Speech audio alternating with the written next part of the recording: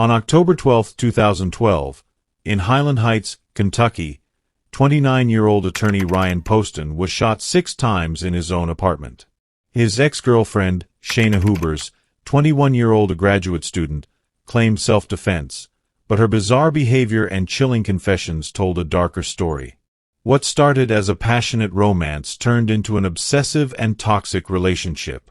Ryan wanted out, but Shayna refused to let go. As the investigation unfolded, shocking details of manipulation, jealousy, and control emerged. This is the harrowing case of a breakup that turned deadly, where one woman's obsession ended an innocent man's life. Before we dive into this case, we'd appreciate it if you could take a moment to like and subscribe. Your support means a lot. Let's get started. Ryan Carter Poston was born on December 30, 1982, in Fort Mitchell, Kentucky. He was raised in a loving family, surrounded by support and encouragement. From a young age, Ryan was known for his intelligence and charm. He excelled academically and had an undeniable drive to succeed. He attended Indiana University, where he pursued a double major in political science and history before moving on to law school at Northern Kentucky University. After years of hard work, Ryan achieved his dream of becoming a lawyer. He specialized in litigation and worked at a firm in Cincinnati, Ohio. Those who knew him described him as dedicated, hard-working, and always willing to help others. But beyond his professional success, Ryan was also a caring son, a loyal friend, and someone who had his whole life ahead of him. But despite his achievements, Ryan had one major problem: his personal life. He had been involved in a tumultuous relationship with a woman who would ultimately become his worst nightmare. Shayna Michelle Hubers was born on April 8, 1991, in Lexington, Kentucky. She grew up in a middle-class family and was considered bright and ambitious.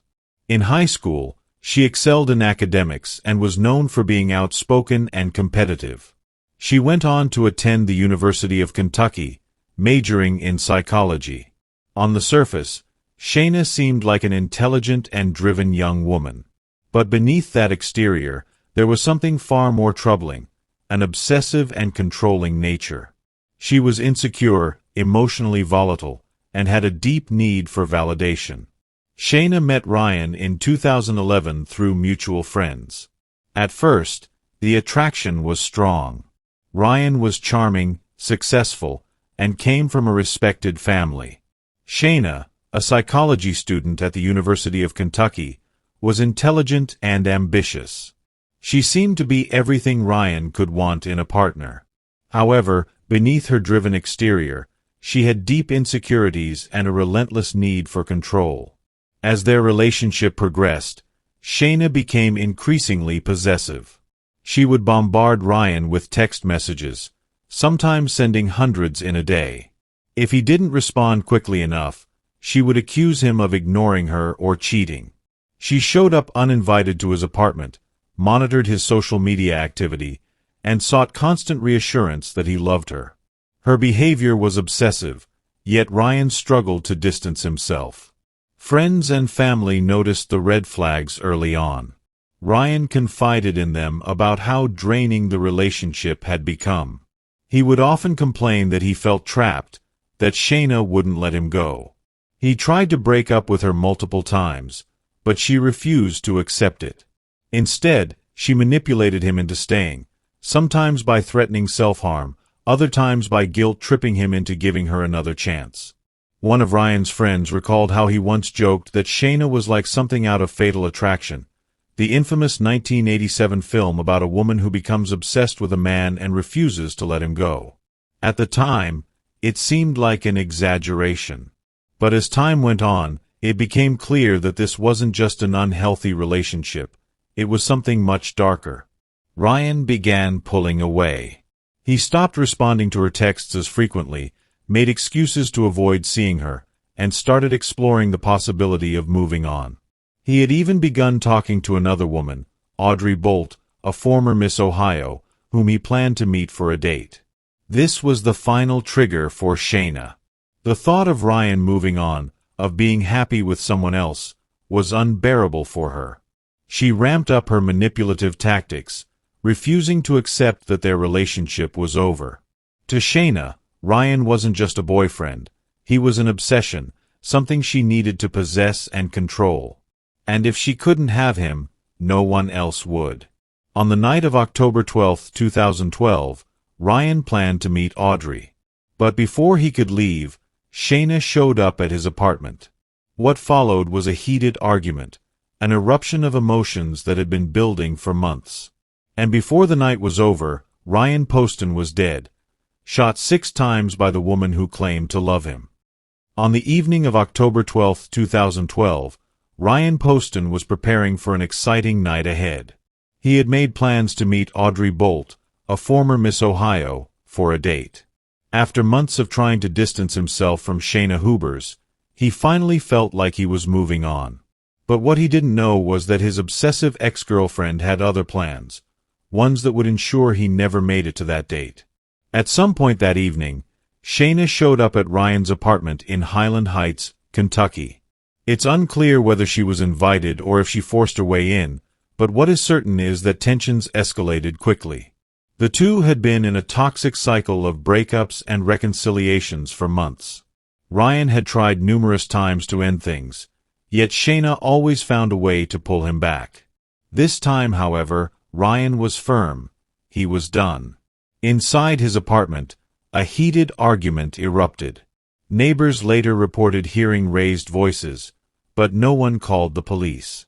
Shayna had always been possessive, but this time, her desperation was at its peak. She knew Ryan was meeting another woman, and the thought of losing him forever was too much for her to handle. Then, at 8:53 p.m., a chilling 911 call came through. The voice on the line was eerily calm. It was Shayna.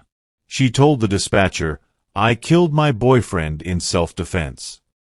She claimed Ryan had been violent, that she was afraid for her life, and that she had no choice but to shoot him.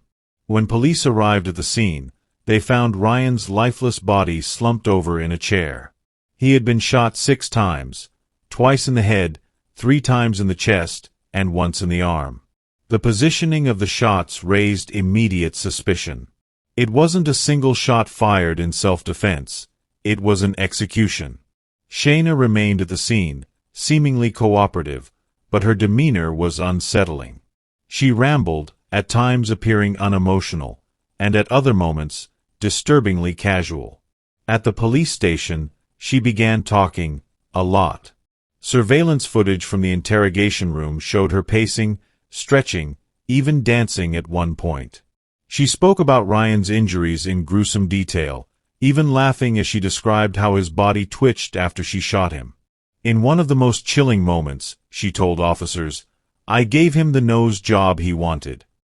It was a disturbing reference to a long-standing joke Ryan had about wanting plastic surgery on his nose. The detectives knew then, this wasn't self-defense. This was something far more sinister. As investigators pieced together the evidence, it became clear that Ryan had been trying to escape a relationship he no longer wanted, while Shayna was unwilling to let go. Her obsession had turned deadly. That night wasn't a spontaneous act of self-defense. It was a calculated murder, driven by jealousy, control, and a desperate need to possess the man who no longer wanted her. After the brutal killing of Ryan Poston, Shayna Hubers sat inside the Highland Heights police station, waiting to be questioned. The interrogation room was cold and sterile, but she didn't appear nervous. Instead, she rambled, laughed, and even stretched out across the chairs, acting as if she had just completed an ordinary task rather than murdering her boyfriend in cold blood. From the moment detectives stepped into the room, Shayna began talking, a lot. It was as if she couldn't stop herself. She immediately portrayed herself as the victim, claiming that Ryan had been abusive and that she had no choice but to kill him in self-defense. But her demeanor didn't match her story. She showed no signs of distress, no remorse, just an unsettling calmness. At first, she told detectives that Ryan had been violent, that he had pushed her, thrown her around, and even reached for a gun. She insisted that she was terrified and acted only to protect herself. But as the hours passed, inconsistencies in her story started to emerge. She changed details, adding unnecessary embellishments, as if she was trying to convince herself as much as the detectives.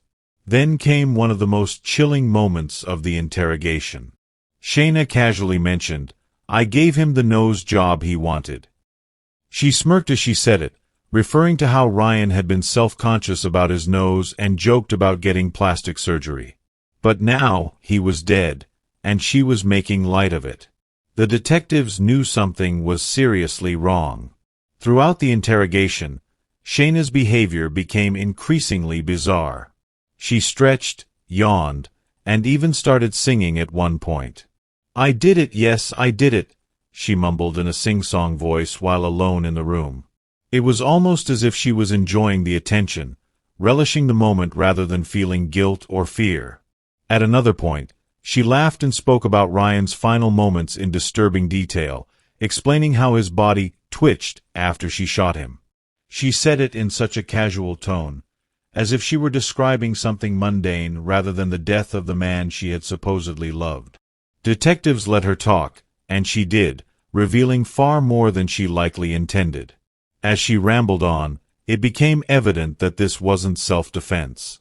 If it had been, why would she shoot him 6 times? Why would she fire multiple shots into his already lifeless body? Why would she make jokes about his death? Shayna's confession wasn't one of guilt or sorrow. It was boastful, calculated, and eerily detached. She believed she could manipulate the situation, that she could control the narrative just as she had tried to control Ryan in life. But what she didn't realize was that her own words were sealing her fate. By the time the interrogation ended, detectives had all they needed. This wasn't a case of self-defense. This was a woman obsessed, a relationship that turned deadly, and a confession that was as chilling as the crime itself. The courtroom buzzed with anticipation as the trial of Shayna Hubers began. The murder of Ryan Poston, a promising young attorney, had shocked the community, and now the world watched as justice unfolded. The prosecution painted Shayna as a manipulative and obsessed ex-girlfriend who refused to let go. The defense, on the other hand, clung to the claim of self-defense, insisting that Shayna had feared for her life. Shayna walked into the courtroom with an air of confidence, her demeanor as unsettling as it had been during her interrogation. She showed no visible signs of remorse, no tears, no regret, just the same eerily composed expression she had worn when she coldly admitted, "I gave him the nose job he wanted." It was a chilling reminder of the way she had joked about Ryan's brutal murder. The prosecution wasted no time dismantling her defense. They presented overwhelming evidence that this was not an act of self-preservation but a calculated killing. The medical examiner's testimony was damning. Ryan had been shot 6 times, including multiple shots after he was already down. It was clear he had not posed a threat when Shayna fired the final shots. If this had truly been self-defense, why did she keep shooting? Prosecutors also introduced evidence of Shayna's obsessive behavior leading up to the murder. Dozens of text messages and emails showed that Ryan had tried to end the relationship multiple times, yet Shayna refused to let go. She had stalked him, called him repeatedly, and even showed up uninvited at his home. In the days before the murder, she had sent texts that hinted at what was to come. "If I can't have you, no one can." The interrogation footage became a critical piece of evidence. Jurors watched in shock as Shayna laughed, sang, and boasted about shooting Ryan. Her flippant attitude and casual admissions made it nearly impossible to believe her claims of self-defense. Instead of a terrified woman who had acted out of fear, she appeared as a remorseless killer reveling in what she had done. When it was the defense's turn, they argued that Shayna had suffered emotional abuse, that Ryan had belittled and manipulated her. They claimed she acted in a moment of fear, desperate to protect herself. But their case crumbled under cross-examination. There was no evidence that Ryan had ever physically harmed Shayna. Instead, the evidence showed a toxic relationship where Shayna had been the aggressor, controlling, obsessive, and unwilling to accept rejection. As the trial came to an end, the jury deliberated. The weight of the evidence was overwhelming. The cold, calculated nature of the killing, the disturbing interrogation footage, and Shayna's bizarre courtroom behavior all pointed to one conclusion. This was murder, not self-defense. When the verdict was read, guilty of murder, Ryan's family finally had justice. Shayna Hubers had taken his life in a selfish act of control, but she could no longer manipulate the outcome. She was sentenced to life in prison, a fitting punishment for the senseless, brutal murder of a man whose only crime was trying to leave a relationship that had become dangerously toxic. The courtroom had delivered its verdict, guilty of murder, but for Ryan Poston's family, the pain of losing him would never fade. The sentencing of Shayna Hubers brought a sense of justice, yet it could never replace the promising life that had been so brutally taken. Ryan was more than just a murder victim. He was a son, a brother, a friend, and a rising legal star whose future had been filled with potential. His family and friends were left to navigate a world without him, carrying the weight of grief that would never truly lift. For Shayna, the reality of her actions finally set in. She was no longer in control, no longer able to manipulate Ryan or the people around her. The charm and defiance she had displayed during her interrogation and trial had faded. She was now just another inmate, serving a life sentence for the murder of the man she claimed to love. But even behind bars, Shayna continued to seek attention. She gave interviews, attempted to appeal her conviction, and even made headlines when she married another inmate, only to divorce soon after. Ryan's family, on the other hand, dedicated themselves to preserving his legacy.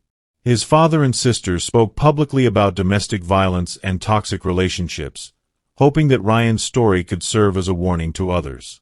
Though men are less often seen as victims of abusive relationships, Ryan's case highlighted the danger of emotional and psychological manipulation, proving that anyone, regardless of gender, can fall victim to an obsessive and controlling partner. Beyond the courtroom, the case became a cautionary tale. True crime enthusiasts, psychologists, and legal experts dissected every detail of the case, analyzing Shayna's behavior and the warning signs that had been missed. Her obsessive tendencies, her refusal to accept rejection, and her disturbing lack of remorse were textbook signs of a dangerous personality. Many wondered if the tragedy could have been prevented. If someone had recognized the signs earlier, could Ryan have been saved? Years later, Ryan's absence was still deeply felt. His colleagues in the legal field spoke about his brilliance, his compassion, and the career that had been stolen from him. His friends remembered his humor, his kindness, and the way he made those around him feel valued. His family, though forever heartbroken, found comfort in the memories of the man he was, not as a murder victim, but as a beloved son and brother whose light had been extinguished far too soon. Though Shayna Hubers had taken Ryan's life in a selfish act of control, she could never erase his impact. His story, though tragic, became a powerful reminder of the dangers of toxic relationships and the devastating consequences of unchecked obsession. Justice had been served, but for those who loved Ryan, the true punishment was knowing that he would never get to live the life he had dreamed of. His story lived on, not just in court records and true crime documentaries, but in the hearts of those who would never forget him. If you or someone you know is in a toxic or abusive relationship, know that help is available. No one deserves to feel trapped, and no one deserves to be hurt in the name of love. If you enjoyed this video, please like, share, and subscribe for more true crime stories.